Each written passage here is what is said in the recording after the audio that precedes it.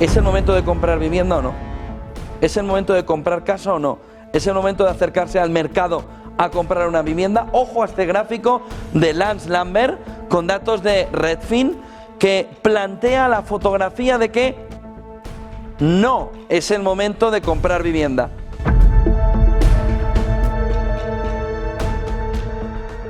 A principios de 2021, una casa de 3 habitaciones en muy malas condiciones se vendió por aproximadamente 1,8 millones de dólares neozelandeses. La vivienda tenía la pintura deteriorada, necesitaba reparaciones importantes y ni siquiera estaba en condiciones ideales para vivir. Aún así, muchas personas pensaban que pagar esa cantidad era una buena inversión.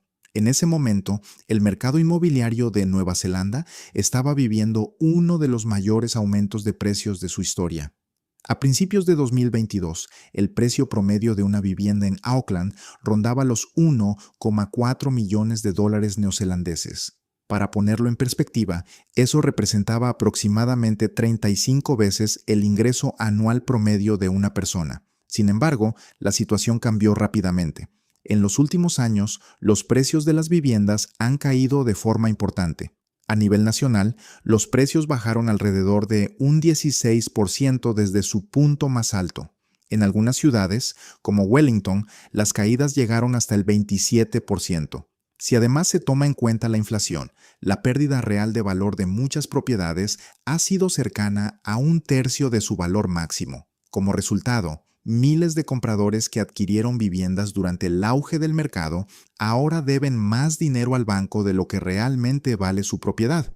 Este fenómeno se conoce como patrimonio negativo. Ocurre cuando una persona compra una vivienda a un precio muy alto, pero después el valor de esa vivienda cae tanto que ya no alcanza para cubrir la deuda pendiente de la hipoteca. La experiencia de Nueva Zelanda es importante, porque sirve como ejemplo de lo que puede suceder cuando una economía depende demasiado del aumento constante de los precios de las viviendas.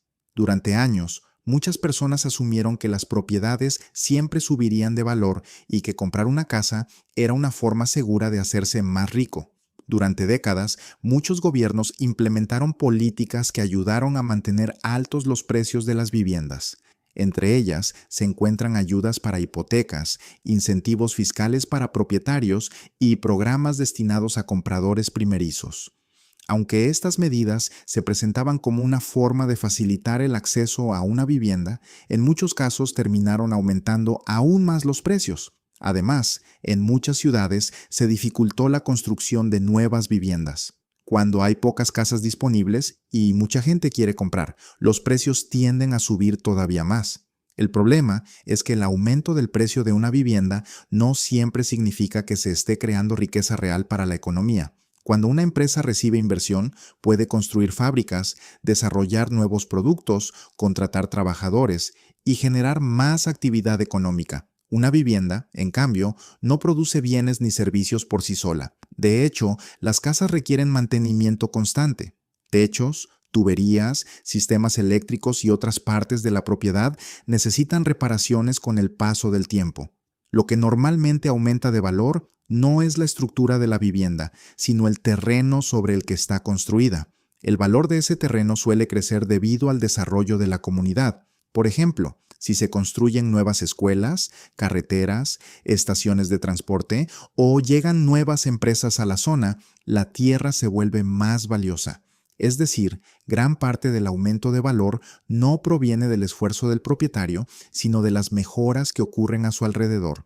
Por esta razón, algunos economistas han argumentado durante mucho tiempo que gran parte de las ganancias obtenidas por el aumento del valor de la tierra no representan una nueva creación de riqueza para el país. En muchos casos, simplemente reflejan que una persona paga más por algo que otra persona compró años atrás a un precio mucho menor. Cuando una vivienda pasa de costar $300,000 a $800,000, el propietario puede sentirse $500,000 más rico. Sin embargo, para que eso ocurra, otra persona tendrá que pagar esos $500,000 adicionales, normalmente mediante una deuda mucho más grande. Por lo tanto, el país en conjunto no necesariamente se vuelve más rico o más productivo. Lo que ocurre es una transferencia de riqueza entre quienes compraron propiedades hace muchos años y quienes intentan comprarlas hoy. Para entender por qué los precios de las viviendas subieron durante tanto tiempo, es necesario analizar las tasas de interés. La mayoría de las personas compra una casa utilizando una hipoteca. Cuanto más baja es la tasa de interés, mayor es la cantidad de dinero que una persona puede pedir prestada con el mismo pago mensual. Esto significa que, aunque los ingresos no crecieran al mismo ritmo, los compradores podían ofrecer mucho más dinero por las mismas viviendas. Esa fue una de las principales razones por las que los precios aumentaron durante décadas. Esto ayuda a explicar por qué muchos mercados inmobiliarios alrededor del mundo han experimentado dificultades en los últimos años. Las tasas de interés más altas reducen la capacidad de compra de los consumidores y ejercen presión sobre los precios de las viviendas. Durante más de 40 años, la caída constante de las tasas de interés impulsó el crecimiento del mercado inmobiliario. Pero muchos economistas consideran que esa etapa podría haber llegado a su fin, lo que podría cambiar significativamente el comportamiento del mercado de la vivienda en los próximos años. La situación cambió. Durante muchos años, los países se beneficiaron de dos cosas: población joven trabajando y productos baratos que llegaban de otros países. Eso ayudaba a mantener la inflación baja, pero ahora esas ventajas se están acabando. La población está envejeciendo, hay menos trabajadores jóvenes y el comercio mundial ya no funciona tan barato y tan fácil como antes. Además, los conflictos internacionales pueden subir el precio del petróleo, la gasolina, la comida y muchos productos básicos.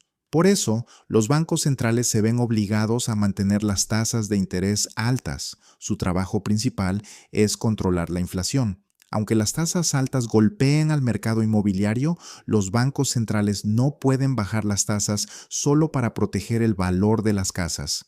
Cuando las tasas suben, comprar una casa se vuelve mucho más difícil. Aunque el precio de algunas viviendas baje, el pago mensual de la hipoteca puede seguir siendo muy alto. Por eso, muchas personas sienten que las casas están bajando, pero aún así no las pueden comprar. Este problema también afecta a las constructoras. Si los precios bajan, las ventas se frenan y los préstamos se vuelven más caros, muchas empresas que construyen casas pueden quebrar. Entonces se construyen menos viviendas y eso empeora la escasez de casas disponibles. El problema de fondo es que muchos países han tratado la vivienda como si fuera una inversión para hacerse rico, no como un lugar para vivir. Cuando una casa se convierte en la cuenta de retiro de una familia, los políticos tienen miedo de permitir que los precios bajen. Por eso muchas ciudades ponen demasiadas reglas para construir. Hacen difícil levantar departamentos, casas pequeñas o viviendas más accesibles. Los propietarios actuales no quieren más construcción cerca de ellos porque temen que eso baje el valor de sus propiedades. Pero cuando no se construyen suficientes viviendas, los precios suben demasiado. Y cuando los precios suben demasiado, los jóvenes y las familias trabajadoras quedan fuera del mercado. Esto ya se está viendo en varios países. En lugares como Nueva Zelanda, muchos jóvenes profesionales se están mudando a otros países porque sienten que nunca podrán comprar una vivienda. En Estados Unidos, muchas personas están dejando ciudades muy caras como California o Nueva York para mudarse a estados como Texas, donde todavía es más posible comprar una casa y formar una familia. Cuando una burbuja inmobiliaria finalmente explota, los gobiernos tienen pocas opciones. Pueden dejar que los precios bajen lentamente, como pasó en Japón, pero eso puede causar décadas de estancamiento económico. O pueden permitir una caída fuerte y dolorosa, como ocurrió en Estados Unidos e Irlanda después de 2008, donde muchas personas perdieron sus casas, pero con el tiempo los precios se ajustaron y la economía pudo recuperarse. Ninguna opción es fácil. Una crisis inmobiliaria causa mucho dolor. Muchas familias pierden dinero, muchas constructoras quiebran y muchos trabajadores se quedan sin empleo. Para que una economía vuelva a funcionar bien, la vivienda tiene que volver a ser accesible. Una casa no debería costar como si fuera una acción de una empresa tecnológica. Debería ser un lugar donde una familia pueda vivir, crecer y construir estabilidad. Si ya tienes tu casa propia, puedes invertir en bienes raíces. E invertir en bienes raíces es bueno. Pero tienes que saber a qué es lo que te vas a meter, porque si te metes pensando que es bueno y que es la mejor opción, entonces podrías perder muchísimo dinero y de eso se trata este video. En este video vamos a estar hablando acerca de la diferencia de invertir en una casa y la diferencia de invertir en otro vehículo financiero. Invertir en casas no es la única opción, entonces vamos a estar viendo nosotros la diferencia, pero ya vimos entonces en resumen cómo Orlando viene de caída, Sarasota, Florida viene de caída, Georgia viene de caída, Dallas, Texas viene de caída, Houston, Texas viene de caída, San Antonio, Texas está en picada, Phoenix, Arizona está enclavado y San Francisco se dio un clavadazo que los que compraron aquí, pues pobrecitos de ellos porque están ahorita sufriendo las consecuencias. Ahora, vámonos rápido al tema. ¿Qué es lo que vamos a hacer ahorita? Bueno, para todos aquellos que estaban pensando invertir en bienes raíces y que estabas a punto de hacerlo, tienes que ver este video. ¿Por qué? Porque a lo mejor en muchas de las ciudades que acabamos de mencionar no es una buena idea ahorita invertir. ¿Por qué? Porque a lo mejor el pago de la casa te va a salir más caro que lo que vas a recibir de renta. Y si eso sucede, entonces vas a tener que estar invirtiéndole dinero mensualmente a la casa y no vas a ver ninguna ganancia por muchos años. Ahora, no estoy diciendo, aquí no estamos anunciando que todo el país está en colapso. No, no, no. Eso normalmente solamente sucede cuando hay un colapso nacional, pero las ciudades que acabo de mencionar son unas de las ciudades del sur que están en colapsos. Hay muchas ciudades que están avanzando. Boston, Massachusetts, Nueva York está avanzando, Chicago está subiendo de precios, Los Ángeles, California están subiendo de precios, San Diego, obviamente. Entonces hay muchas ciudades que están subiendo de precio. No todo está en colapso, pero las que acabo de mencionar son un ejemplo. Ahora, vamos a ver una comparación de un ahorro con interés compuesto a invertir una casa. ¿Por qué? Porque a ti te gusta mucho la idea de invertir en una casa, pero vamos a conocer nosotros los números. Muy bien, entonces, una inversión en una casa, vamos a ver los gastos totales en 30 años y vamos a compararlo con una casa de $250,000 y vamos a compararlo con un propio ahorro en otro vehículo financiero, en otro tipo de ahorro donde tu dinero también va a crecer. Muy bien, entonces vamos a iniciar. ¿Qué es lo que sucede? Si tú quieres comprar una casa de $250,000, entonces necesitas aproximadamente un 20% de enganche, que vienen siendo $50,000. Ahora, esos $50,000 no tan solo necesitas tú $50,000, sino que también tenemos aquí la columna del tiempo, el tiempo que tú le inviertes a este negocio. ¿Por qué? Porque es un negocio. Esto no es comprar una casa, y ponme atención en esto. Comprar una casa para rentarla no es una inversión. Bueno, si lo quieres ver así, puedes decir que es una inversión, pero no, simplemente estás poniéndote a trabajar con tu dinero. Una inversión es un lugar donde tú vas, depositas el dinero, te volteas y te olvidas de eso. Esa es una inversión que crece solito. Pero cuando tú le metes el dinero y tú te pones a trabajar con ese dinero, entonces tú estás trabajando tu dinero. Pues se oye muy comúnmente, decimos vamos a invertir en bienes raíces, pero simplemente te pones tú a trabajar con tu dinero. Y vamos a ver qué es lo que sucede cuando tú compras una casa para rentar. Bueno, aquí tenemos el enganche 20%, que son $50,000 de una casa de $250,000, y le vas a invertir unas 60 horas en todo, desde que te pones a ver casas, desde que las andas viendo, desde que andas hablando con el realtor, los contratos, que la inspección, que todo eso. Te vas a llevar unas 60 horas para comprar esa casa. Muy bien.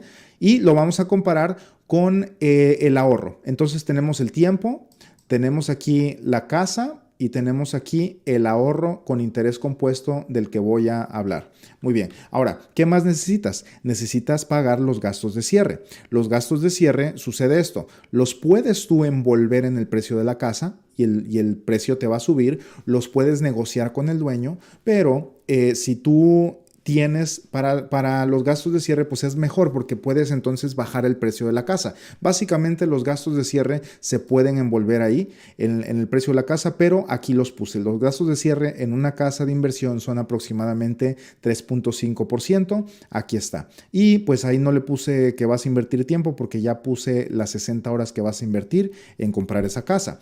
Ahora, vamos a ver qué es lo que sigue. Tenemos también, ya que compras la casa, tenemos los cargos de listado por 30 meses. ¿Qué significa eso?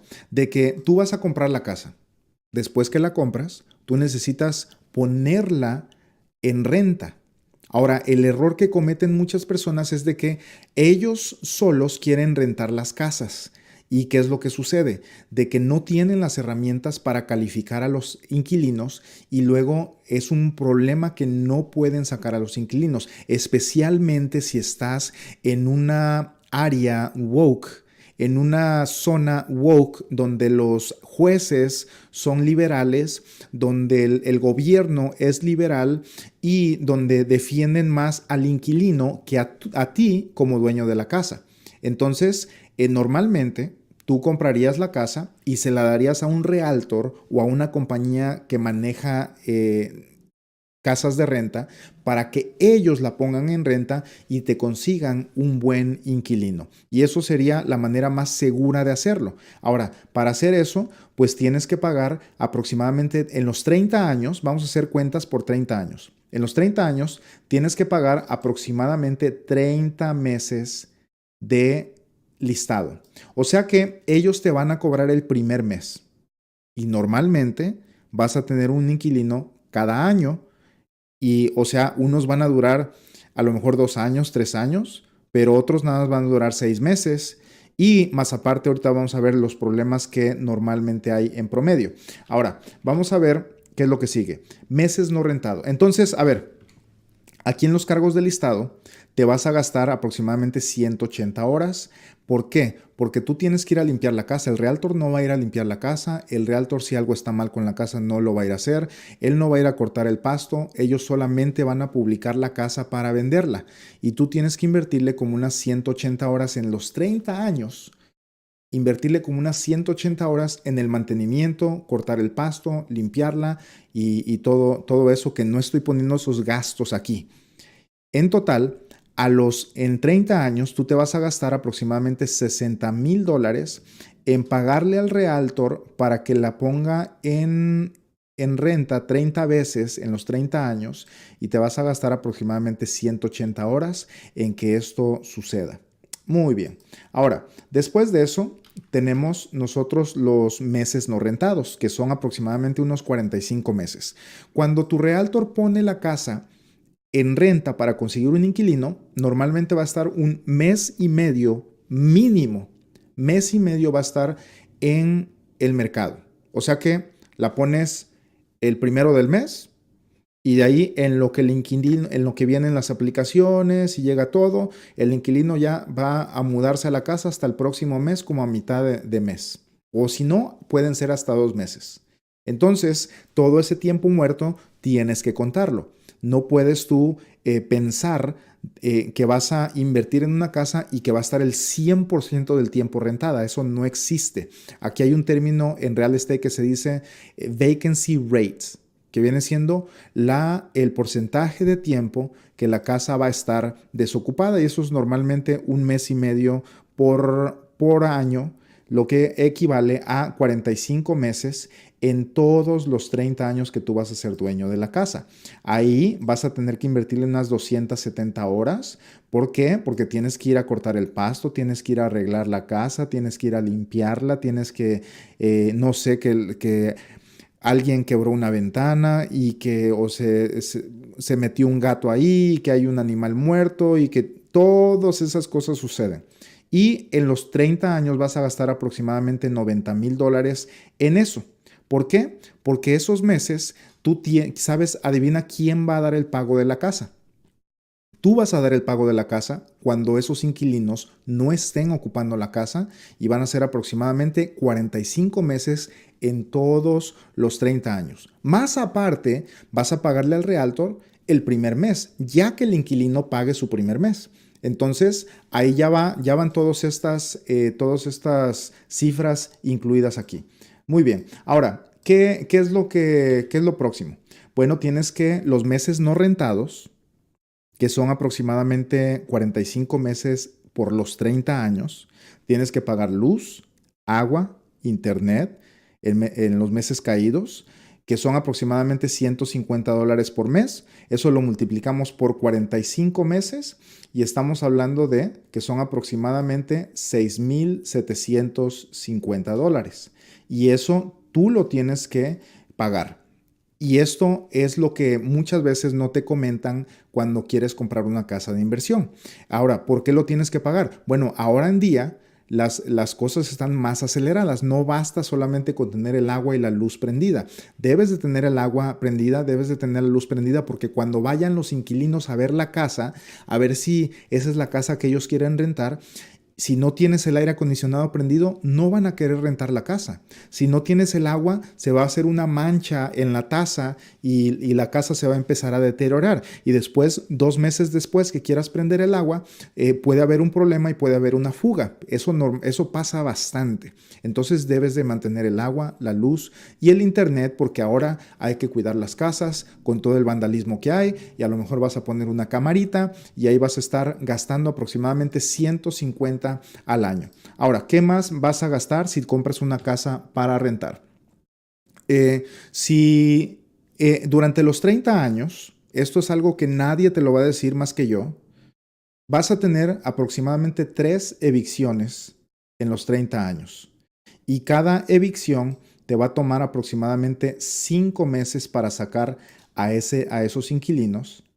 Te va a ocupar aproximadamente 30 horas de tu tiempo. Y te va a costar aproximadamente $33,000 en sacarlos, ya con los pagos que tienes que seguir dando al banco y con los gastos que tienes que pagar en la corte o al abogado. Ahora, nadie te dice esto, pero si tú compras una casa para rentarla, en los 30 años es mucho tiempo.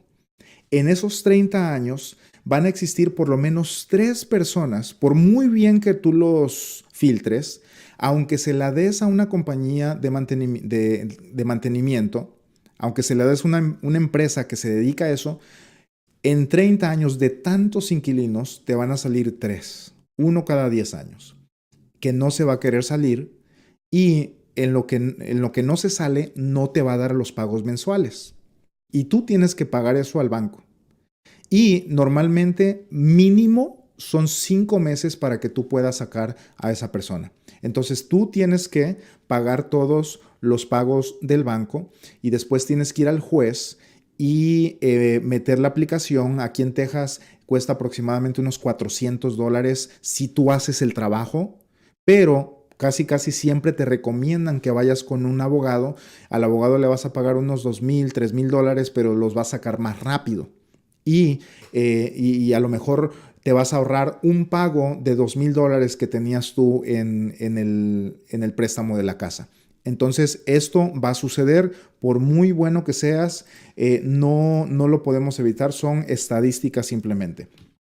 Ahora, ¿cuántas horas totales de trabajo vas a gastar? Bueno, aquí ya tenemos el total de horas que tú le vas a invertir a esa inversión para tener una casa de renta. Y otra vez te lo digo, no estoy aquí hablando yo de que comprar una casa para rentar es malo. No. Es una muy buena estrategia y muchas personas tienen, les va muy bien. A final de cuentas vas a ganar. Pero no vas a ganar lo que tú pensabas, sino tienes que considerar todos estos números. Muy bien. Entonces, ¿qué quiere decir es todas estas horas que tú vas a invertir? Significa que si tú ganas aproximadamente 30 la hora y en tu trabajo, entonces entre todas las horas son como unas 540 horas que le vas a invertir, lo multiplicas por 30 y tú estás trabajando aproximadamente $16,000 por esa inversión que tú tienes. O sea que tú debes de considerar tu tiempo, porque tu tiempo es valioso, tú vales dinero. Por eso cuando vas a trabajar, te pagan por hora y te dan un sueldo. Ahora, lo que muchas veces sucede es de que tú dices, voy a invertir en una casa y le metes muchísimas horas y tú nunca cuentas esas horas como horas de trabajo, pero tienes que contarlas, porque a lo mejor te conviene más, mejor meter overtime, mejor quedarte a trabajar o agarrarte un segundo trabajo que estar invirtiéndolo aquí, porque aquí a lo mejor vas a estar en pérdidas los primeros años y tienes que considerar todo esto. Entonces, aquí tenemos los números desde el enganche, los gastos de cierre, los cargos de listado, los meses no rentados, la luz, el agua, el internet en los meses caídos, las 3 evicciones que te van a suceder en los 30 años y las horas totales de trabajo. Después de eso, pues vamos a sacar el total y son 540 horas trabajadas que tú tuviste que andar trabajando. ¿Por qué? Porque tú no vas a mandar a alguien a que limpie la casa, te va a salir carísimo. No vas a andar mandando gente que te vaya a cortar el pasto, porque te va a salir mucho más caro y el número de la derecha va a empezar a aumentar más y más. Ese número sube si tú le sigues aumentando y fíjate que no estoy considerando reparaciones. Aquí Dios no lo quiera, un aire acondicionado, ese normalmente, no lo estoy poniendo aquí, pero normalmente un aire acondicionado lo tienes que reemplazar cada 10 años. Y ahorita te va a salir en $8,000, en 10 años te va a salir en 15 y en 20 años te va a salir en a lo mejor $20,000 cambiar un aire acondicionado. Y son gastos que tú tienes que ir previniendo. ¿Qué tal si viene una granizada o si viene un viento, te tumba te tumba el techo? Tienes tú que arreglar eso y pagar el deducible y hablarle al seguro y son más horas de trabajo y más dinero que tienes que invertir. Ahora, hasta ahí vamos bien. Entonces, en total, ya tomando en cuenta el enganche y todo esto, llevamos nosotros gastados $264,700 que salió de nuestro bolsillo. Todo esto ha salido de nuestro bolsillo. Y ahora, ¿qué es lo que sucede normalmente? Que el que te está vendiendo la casa, el realtor o el que te está invitando a invertir y a rentar casas, pues no te lo está comentando porque nadie piensa al futuro. Lo único que estamos viendo ahorita es cuánto está el pago y en cuánto la voy a rentar. Pero todos los demás gastos nadie te los está diciendo. Entonces tienes que considerarlos. Ya cuando en los 30 años, con una casa de 250,000, te va a salir, tú vas a desembolsar de tu bolsa aproximadamente 264,000. Eso es lo que va a salir de tu bolsa. Y lo que paga el inquilino, entonces ya eso es para pagar los otros meses de renta y para pagar las reparaciones. Porque algunos dicen, no, es que cada año le voy a subir la renta al inquilino. Bueno, lo único que puede subirle es el grado de inflación, como va el mercado, que es aproximadamente 3.5%. Eso es en promedio lo que tú puedes subirle de renta a los inquilinos. De otra manera, entonces si les cobras mucho, se te van a ir. Y con un inquilino que se te vaya, mira, se va a crear otro problema porque vas a perder 1 mes, 2 meses en lo que la rentas otra vez. Entonces, realísticamente, una casa para rentar, esto es lo que vas a desembolsar de tu cuenta de banco, de tu trabajo. Esto es lo que vas a desembolsar realísticamente. Ahora, vamos a ver qué es lo que podrías tú hacer con esos $264,000 en otro lugar. Y aquí es donde viene la comparación. Mira, tenemos la comparación de una inversión en una casa y tenemos la comparación con un ahorro propio en otro lugar. Pues vamos a ver cómo funcionaría cada una de las dos. Vamos a irnos uno por uno. La inversión inicial. Bueno, aquí tenemos la inversión inicial. Y vamos también, algo que necesitamos muy importante es la edad. La edad de la persona. Vamos a suponer que tienes 35 años y apenas estás lleno de vida, tienes niños chiquitos, tienes a tu esposa, ya vives en tu propia casa y tú tienes un buen trabajo y dices, quiero invertir en bienes raíces. Entonces, vamos a darle y vamos a ver cuál es la diferencia. Entonces, la inversión inicial. Ya vimos que la inversión inicial para comprar una casa tienes que poner lo que es el enganche y lo que son los gastos de cierre, que son aproximadamente $58,000. Ahora, cuando haces un ahorro propio en un vehículo financiero como este que te estoy presentando aquí, no necesitas tanto. Con $36,000 nos van a dar los mismos números al final de los 30 años. Entonces, el objetivo aquí es, ya vimos que a una casa de 250,000 vas a desembolsar aproximadamente 264,000. ¿Qué pasaría si esos 264,000 que desembolsaste allá los pones aquí en un ahorro donde no tienes que hacer nada? Simplemente iniciarlo y solito cada mes te van deduciendo ese ahorro y va acumulándose y creciendo y acumulándose y te da un montón de otros beneficios. Te voy a explicar cómo funciona esto. Entonces, vamos a suponer que el mismo dinero de la casa lo vamos a poner acá. Ok, entonces, ¿cómo se ve esto? Mira, aquí está la pantalla de la ilustración de una póliza, de un ahorro como este que te estoy diciendo, y ponemos ahí los $36,000 el primer año. ¿Ok? Ahora, después de eso, queremos saber qué protección hay si algo te pasa. ¿Qué significa esto? Bueno, ¿qué pasa si falleces? Porque tenemos que hablar de eso. ¿Qué pasa si compras la casa de inversión y a la semana te da un ataque al corazón porque tu realtor no te dijo que ibas a gastar un montón de dinero en otras cosas y falleces? ¿Qué es lo que pasa con tu familia?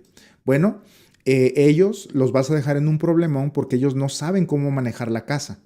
Y es muy probable que dejen la casa perder. Y de aquí es donde salen todos los foreclosures. La mayoría de los foreclosures son padres que, no la mayoría, pero muchos de los foreclosures son padres que fallecieron y sus hijos no sabían qué hacer con las propiedades o no les importaba. Tú estás muy emocionado por comprar una casa para rentar, pero pregúntale a tu hijo si está emocionado. A él no le importa, él lo único que quiere estar es jugando videojuegos ahorita. O tu hija a lo mejor está en el TikTok y emocionada con otras cosas. Y tú eres el único emocionado y tu esposa también está así como, ay, José otra vez ahí anda con sus inversiones. Y tú eres el único que te interesa. Entonces, ¿qué pasa si falleces? Es muy probable que tu familia va a echar a perder esa inversión porque no la van a poder manejar. Y si no la pueden manejar, pueden perder todo. Pueden básicamente echar a perder esos 58,000 que tú ya habías invertido. Ahora, ¿qué pasa aquí en el ahorro propio? El ahorro propio tiene una protección. Este ahorro te da también un seguro de vida. O sea que tú empiezas a ahorrar. Y aquí tengo el ejemplo de 36,000 para compararlo con los mismos números de una casa. Pero estos ahorros tú los puedes iniciar con 200 al mes, 500 al mes, 1,000 al mes. No tienes que dar un down payment, no tienes que dar un enganche. Tú los inicias con el ahorro mensual. 200, 300, 500, 1,000, 2,000 al mes, lo que tú puedas ahorrar. Y inmediatamente, desde ese mismo día que te sacan el primer ahorro, ahí ya te dan también un seguro de vida, que si falleces o algo, en este ejemplo de aquí, con un hombre de 35 años que empieza a hacer la misma inversión acá, le darían $635,000 a la familia. ¿Y qué te parecería esto? O sea que tú compras una casa, tienes una niña de 6 años, de 10 años, y luego falleces y tu esposa no sabe qué hacer con la casa y pierden todo el dinero. ¿Qué te gustaría más? ¿Meter a tu familia en problemas con esa casa de renta que compraste? ¿O que tengan un beneficio desde el día 1 y si algo te pasa, que les llegue esa cantidad a sus manos? Y ya con eso tu hija puede ir a la universidad, tu hijo puede estudiar, puede graduarse de la universidad y van a ser personas provechosas. ¿Por qué? Porque si los dejas con problemas, va a suceder esto. Vas a dejar a tu niña de 10 años con problemas, dolida de su corazón de que su papi, su héroe, su Superman ya no está con ella. Y más aparte la dejaste pobres, la dejaste pobre y con problemas, tu hija, ¿tú crees que va a ir a la universidad? ¿Con qué dinero va a ir a la universidad? Y va a andar quebrantada de su corazón y pobre. ¿Y qué es lo que sucede normalmente? Hay muchos patanes allá afuera que se andan aprovechando de la debilidad de las muchachas que quedan en esa situación. Entonces, por un lado, puedes dejarlos sin protección y por el otro lado puedes dejarlos con esa protección. Muy bien. ¿Qué pasa? Eso apenas vamos empezando. Ahora vamos con la otra línea. Bueno, ¿dónde sale esto del beneficio de muerte? Si algo te sucede aquí, aquí está, mira. Y esta es una ilustración real que yo hice para las personas de 35 años que ahorran la misma cantidad que el ejemplo que estoy dando. Ahí está, 635,978 es aproximadamente lo que recibirían la familia. Ese mismo día les dan un cheque completito sin pagar impuestos y no tienen que pagar ni un centavito de impuestos. Y ese dinerito que tú tenías proyectado a 30 años, porque tú estás comprando la casa de 250,000 pensando de que en 30 años vas a venderla y vas a tener ya la herencia de tus hijos. Pero ¿qué crees? La herencia de tus hijos la puedes tener ya, hoy mismo, iniciando un ahorro alternativo que no es una casa. Muy bien. Ahora, vamos a pasar al otro beneficio. Accesibilidad a tu dinero, por ejemplo, en 5 años. En ninguno de los dos vas a tener accesibilidad a tu dinero en los primeros 1 o 2 años. Bueno, en la casa nunca tienes accesibilidad, pero aquí como a los 3 años ya empiezas a tener accesibilidad. ¿Qué significa eso? Supongamos que tú a tu casa le inviertes 58,000. En 5 años, ¿cuánto dinero de estos 58 puedes tú sacar? ¿Sabes cuánto? 0.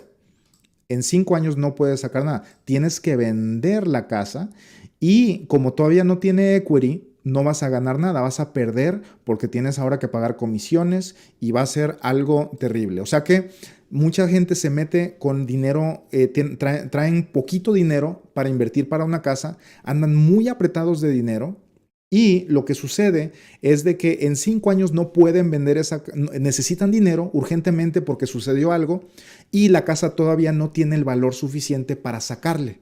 Entonces venden en pérdida. Y ahí es donde también vienen subastas del banco y casas de foreclosure.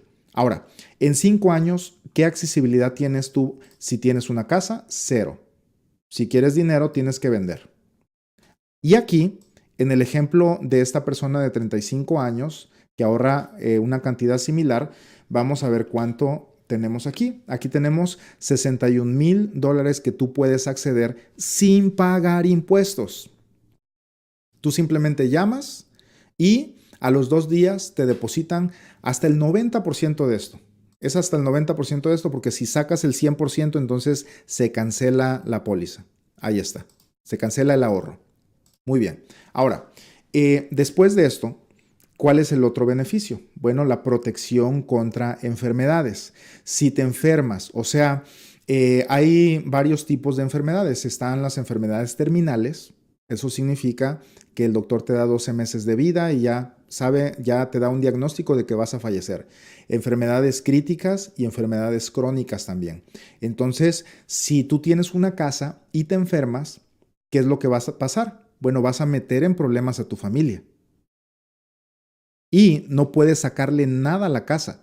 No puedes tú ir a arrancarle una puerta y vender la casa en pedacitos. No puedes hacer eso. Pero aquí, con esta póliza, con este ahorro, tú tienes un beneficio de enfermedades. Imagínate, ya tenemos el beneficio de la herencia de tus hijos. Aquí está. El beneficio de que tú te conviertes en tu propio banco y puedes sacar dinero cuando tú quieras. Y después tienes el beneficio de que si te enfermas, si te da una enfermedad crítica, crónica o terminal, tienes entre $595,000 hasta $1,500,000 para que te cures, para que sobrevivas y para que estés tranquilo los últimos días de tu vida si es que te pega alguna de estas enfermedades. Ahora, ¿cómo se ve esto en la póliza? Mira, aquí tenemos nosotros esta es una ilustración sacada de una póliza real. Y aquí tenemos los beneficios de enfermedades terminales, crónicas y críticas. Si te da las enfermedades terminales significa que si el doctor te dice que tienes 12 meses de vida, entonces empiezas a cobrar. Si tienes una enfermedad crónica como artritis, diabetes, que se empieza a empeorar y no puedes hacer 2 de las actividades diarias que incluyen no puedes bañarte, no puedes tener continencia, o sea, usas pañal, no puedes vestirte, no puedes comer, no puedes ir a la taza, no puedes transferirte. Si cualquiera de esas 2, que tengas 2 de esas, entonces empiezas a cobrar.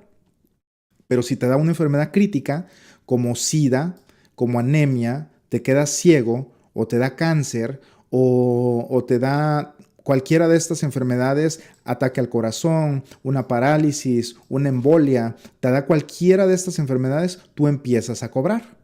Ahora, ¿cuánto empiezas a cobrar? Bueno, si es una enfermedad crónica, aquí están los números. A los 37 años, este beneficio empieza los 2 años después de que tú abres el ahorro. A los 37 años, cobrarías hasta 154,000. A los 63, cobrarías aproximadamente 283,000. A los 90, sería aproximadamente 698,000. Y te los van a distribuir de acuerdo a tu expectativa de vida, a tu esperanza de vida, o sea, cuántos años te quedan por vivir. Y el resto se lo van a dar a tu familia.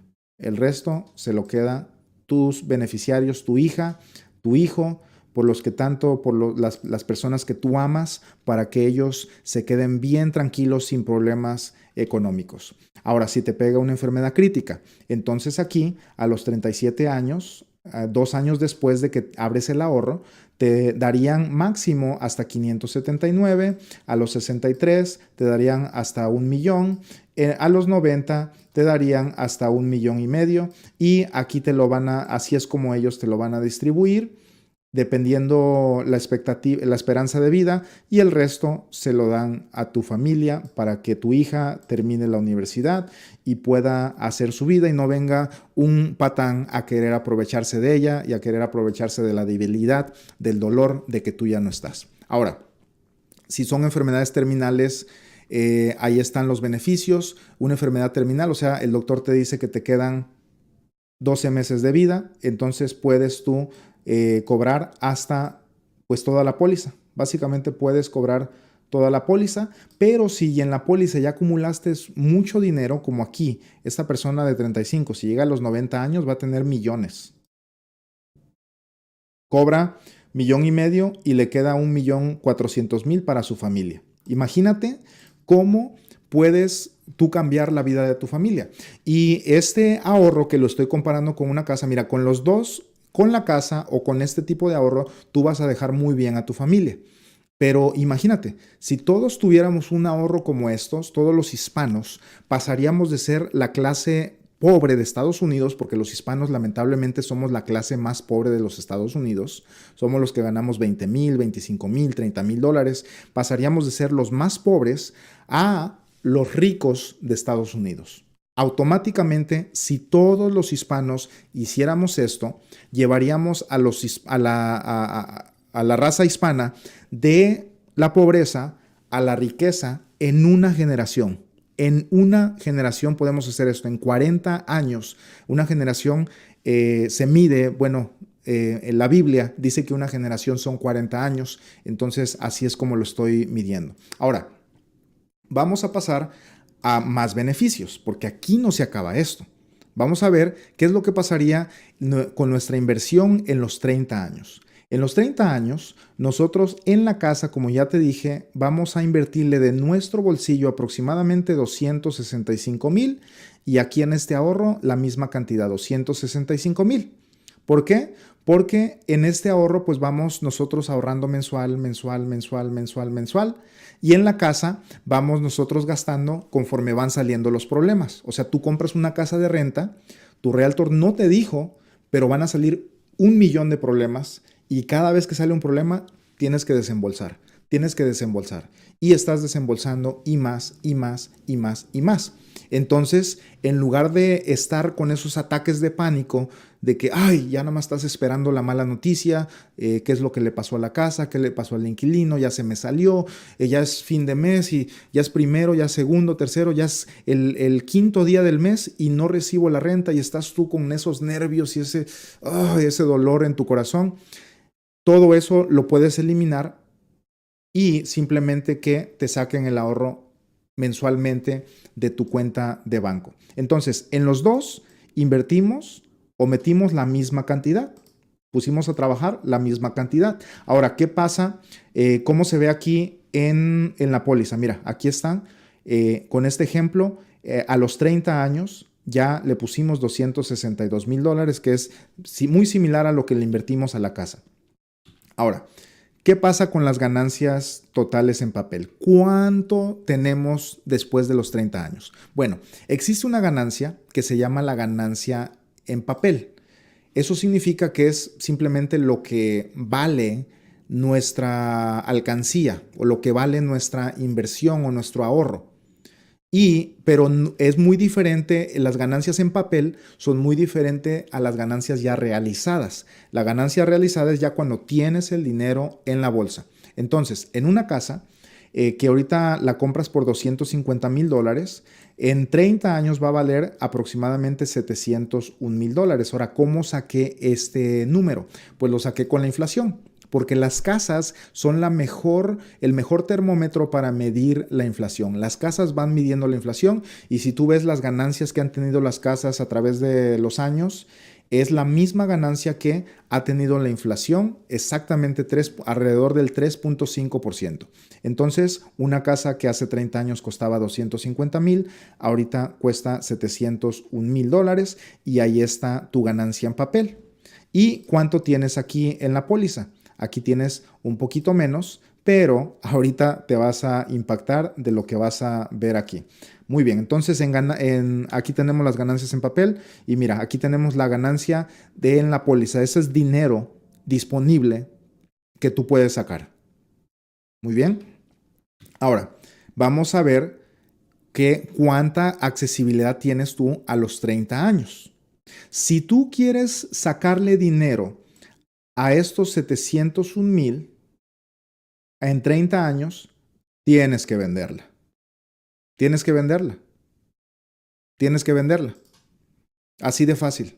Ahora, mucha gente va a decir, no, es que si llegan los 30 años, sacas una línea de crédito y le sacas dinero. Pero te voy a decir algo.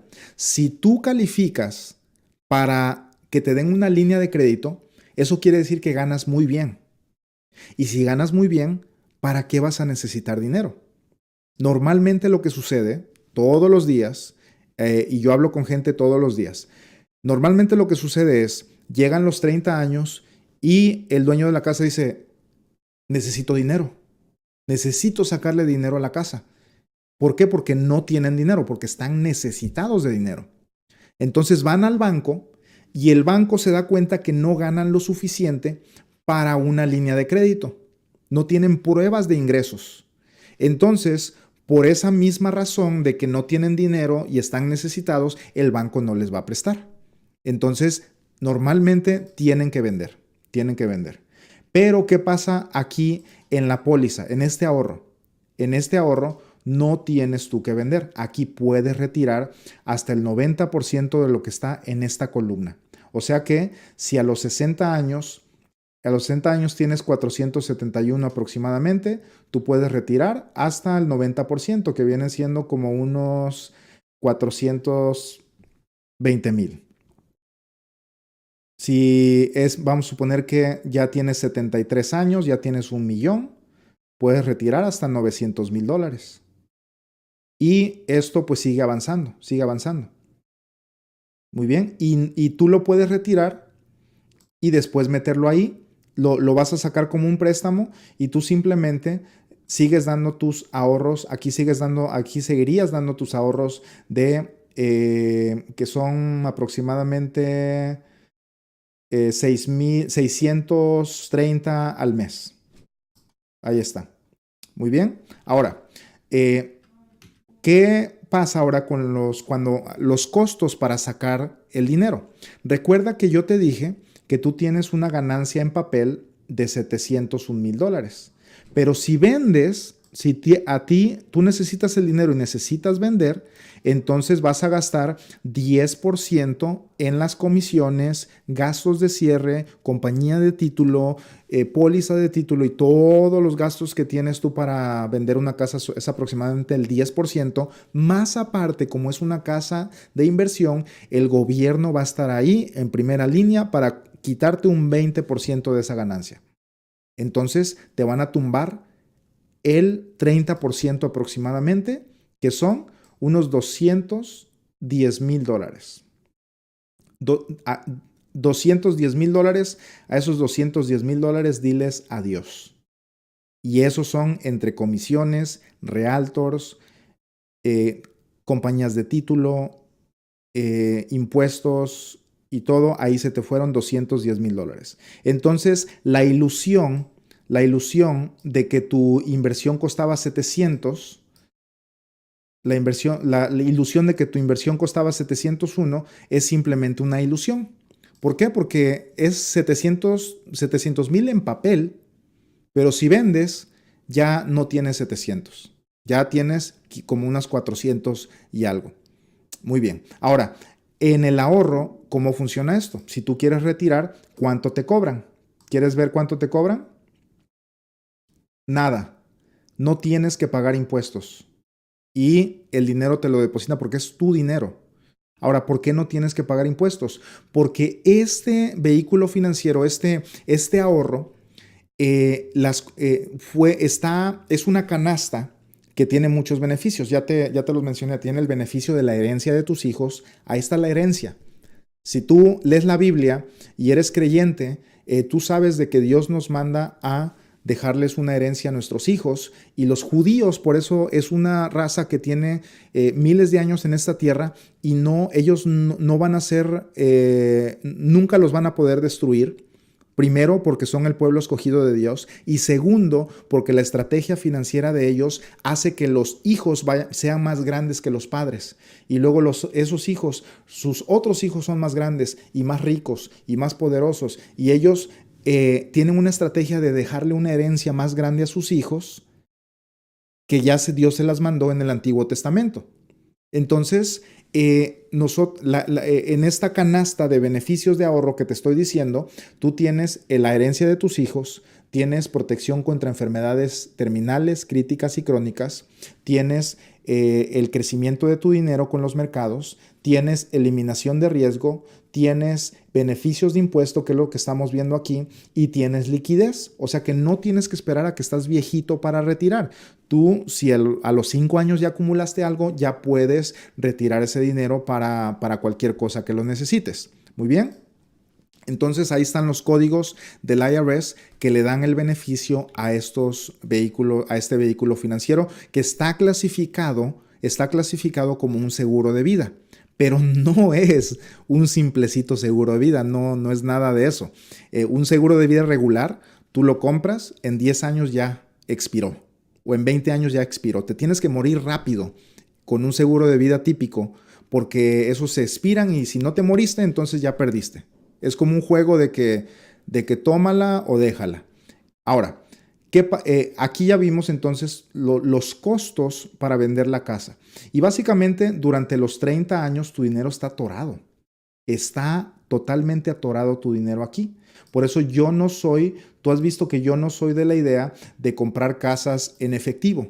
Porque si tú compras una casa en efectivo, pues está bien, ¿no? Y cada quien tiene su propia estrategia. Pero si tú compras una casa en efectivo, tu dinero se queda atorado. Tu dinero se queda amarrado y no puedes sacarlo. No te van a dar, es dificilísimo que te den una línea de crédito, es dificilísimo refinanciar y te van a cobrar $15,000 por refinanciar. Y es algo brutal porque tu dinero está ahí y tú dices, ay, ahora que necesito el dinero porque tengo que vender la casa, y te obliga a hacer cosas precipitadas que te quitan y te roban las ganancias. Ahora, después de eso, el total dinero de disponible después de los 30 años, después de los impuestos, después de todo lo que te cobran, mira, aquí tenemos 490,000 y aquí tenemos 600,000 que tú puedes disponer. Ahora, ¿cuál es la diferencia? Aquí, todos estos años, tú no tuviste que hacer absolutamente nada. Pudiste haber echándote a dormir al sillón y el ahorro te lo sacan automático del banco y no tuviste que hacer nada. Y cuando llegó tiempo de sacar dinero, tú simplemente levantaste el teléfono y empezaste y te depositaron a los 3 días. Pero para la casa tuviste que atravesar por un montón de trabajo y un montón de problemas, de corajes, no sé, hasta te enfermaste de esa preocupación, etc. Pero también tienes una ganancia, mira, $490,000. Es lo que tú lograste ahorrar en esa casa. Entonces aquí es donde ya está la diferencia y tú puedes tomar una decisión de dónde poner tu dinero a trabajar. Y aquí mira, está un ejemplo a los 30 años, eso es el dinero que puedes sacar en este ejemplo de una persona de 35 años que ahorra lo mismo que ahorraría que invertiría en una casa. Y por último, la herencia para tus hijos y tus nietos. Muy bien, yo le pregunto a la gente, oye, ¿has pensado en la herencia para tus hijos? La mayoría no ha pensado en eso, pero es muy sabio pensar en eso. ¿Por qué? Porque si nosotros hay muchas cosas de la manera que te puedo explicar. Te la puedo explicar desde el punto de vista patriótico. Si tú veniste a Estados Unidos porque Estados Unidos te dio lo que en tu país no te pudieron dar. Y si venimos aquí es para que levantemos al país y lo dejemos mejor que como lo encontramos. Eso significa que si tú dejas a tus hijos más pobre que como tú estás y no les dejas una herencia, entonces estás degradando el país. Eso viéndolo del punto de vista patriótico. Pero si eso no te interesa, entonces vamos a verlo del punto de vista de la herencia, ¿no? Son tus hijos y tú los amas. Ahora, este ahorro y cualquier inversión, si tú no amas a tus hijos, pues no tiene sentido. Y básicamente yo me puse a pensar en esto, que si tú, para lo que estás trabajando, si tú no amas a tus hijos, entonces nada tiene sentido. Porque ¿para qué estás trabajando? Le vas a dejar dinero a unas criaturas que tú engendraste que no los quieres. Entonces como que la vida no tiene sentido si no amas a tus hijos. Pero si sí amas a tus hijos, entonces esto hace mucho sentido. Y mira nada más la diferencia. En todo tu trabajo aquí, 540 horas que le invertiste aquí, te va a dar $490,000 de herencia para tus hijos. Y aquí te va a dar 1,200,000. ¿Y qué crees? Es el mismo dinero, fue el mismo dinero, pero en un lado no tuviste que invertir ni horas ni nada y generaste más. Y mira, ahí está, no me lo estoy sacando de la manga. A los 30 años, algo te pasa y tú ya tienes 1,200,000 para la herencia de tus hijos. Literalmente, como te dije, tú puedes cambiar la sociedad hispana en los Estados Unidos y irnos todos de ser pobres a ser la sociedad rica. ¿No te gustaría ayudar para que los hispanos salgamos de la sociedad pobre y lleguemos a la sociedad rica? ¿No te gustaría dejar a tus hijos y a tu descendencia? Porque ellos se van a acordar de ti. Mira, si tú no les dejas nada a tus hijos, ellos te vas a morir, te van a hacer el funeral, un mariachi y se acabó.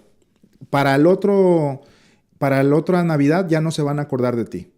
Pero si tú les dejas 1,200,000 a tus nenes, te van a recordar por el resto de sus vidas, van a poner tu foto grandota en la sala y todas las Navidades van a hablar de ti porque tú eres el héroe que los dejaste bien acomodados en este país. Y no tan solamente tus hijos, tus nietos te van a recordar. Y no tan solo eso, sino que tú le vas a transmitir unos buenos hábitos a tus hijos, porque ahora tú le dejaste a tus hijos Y ahora tus hijos eso lo van a tomar de ejemplo para hacerlo con sus hijos y en 100, 150 años, 200 años, tu generación va a ser extremadamente rica aquí en los Estados Unidos si nosotros hacemos esto. Yo ya lo estoy haciendo, ya nada más es cuestión de que tú lo hagas. Y aquí tenemos los números, aquí tenemos los resultados entonces de qué es lo que podemos nosotros lograr. Y está en ti si quieres iniciar ahora, quieres iniciar después. Y yo te invito a que lo hagas ahora, porque el tiempo pasa. ¿Cuántos años llevas en Estados Unidos y no has ahorrado nada? Ya llevas 20 años, ya llevas 30 años. ¿Y cuánto tienes en el banco? ¿Ya tienes 100,000, 200,000 en el banco? ¿Ya tienes $500,000 en el banco? La respuesta en la mayoría de los casos es no. Entonces, ¿qué estamos esperando? Ahora, como te mencioné, este tipo de ahorros no tienen que ser... No tienes que empezar tú con $36,000. No. Tú inicias un ahorro de estos. Hoy lo puedes iniciar con, no sé, dependiendo tu edad, $200, $300, $500 al mes, $1,000, $2,000. Hay personas que ahorran $7,000 al mes. Personas que ganan $40,000 al mes, $50,000 al mes, pues ellos fácilmente pueden ahorrar $5,000 al mes. El asunto es iniciar porque los años están corriendo y no quiero que pasen 20, 30 años y después te acuerdes de mí y digas, ay, le hubiera hecho caso a ese Sam. Le hubiera hecho caso a ese Sam. Y el tiempo pasa. Entonces, calcula cuánto tiempo llevas aquí, cuánto ya tienes ahorrado y te vas a dar cuenta de que necesitas empezar ya. Ahora, para las personas que no les alcanza para invertir en una casa, pienso que esta es la mejor opción. Porque no necesitas enganche, no necesitas, necesitas calificar, ¿eh? No a todos los califican, pero la calificación no tiene nada que ver con tu puntaje de crédito, ni con cuánto dinero tienes en el banco. La calificación tiene que ver con tu salud. Si tú estás sano relativamente o tengas algún problemita o algo, no va a pasar nada.